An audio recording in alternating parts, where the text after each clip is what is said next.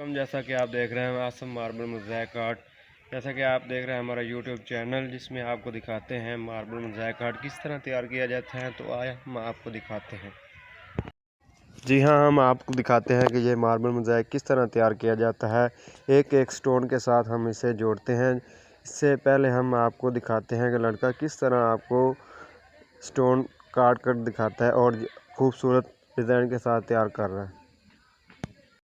जैसा कि आप देख सकते हैं, ये लड़का नहायत ही खूबसूरत एक एक स्टोन को सीधी लाइन में जोड़ रहा है। जो डिज़ाइन के खाली हिस्से होते हैं उसको एक एक स्टोन के साथ जोड़ा जा रहा है, और जो डिज़ाइन के अंदर फिलिंग की जाती है वो जमूर के साथ कटिंग किया जाता है। जैसा कि आप देख रहे हैं इस लड़के को।